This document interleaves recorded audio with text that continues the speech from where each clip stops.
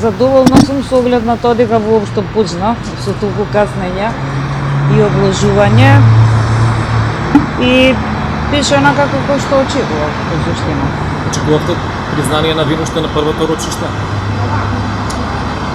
Па да, очекував од повеќе, не само еден за вино. И од специјална подготовка поранешно? Добро, Имаше еден филм, Чарлиевите ангели. Имаше една господја, Катица Јанева, која влезе во тој филм, мислејќи дека никој ништо не може. Но влезе во мрежата на само наречената естрадна звезда Бојан Јовановски, познат како Боки 13. Обвинителството ќе докаже дека тоа го сторила од алчност и за тоа ќе презентира несоборливи докази. Со тоа не се посрамоти само себе си и не ја злоупотреби само функцијата специјален јавен обвинител, туку ја предаде до вербата на народ. Јас се познавам со неговата мајка, со која сме генерација и се познавам уште од прво деление со неговата мајка.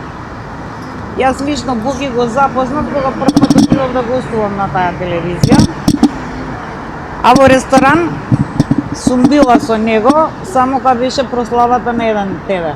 И толку од нашите седења и дружења по ресторани, сето она што го кажа другото е комплетна невистина. А какви информации сте му обелодели на Бојан Јовановски? Никакви. Бидете сигурни во тоа. Обвинителка Јовановски рече дека од безбедносната камера во неговиот дом вештачењето ќе се покаже каде завршила ташната луѓе. Дали вие ги видите?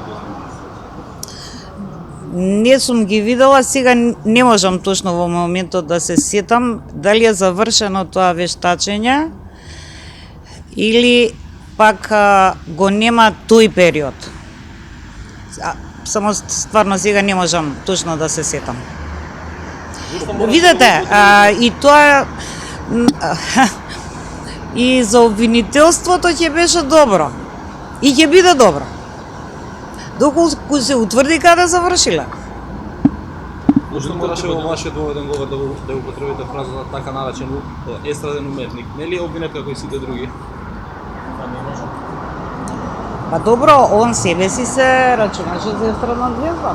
Јас за тоа и го употребив тоа. Ќе помогне во вашето презентирање за да го кажете дека Видете, во видните зборови се најава на она што ќе се докажува во текот на главната расправа.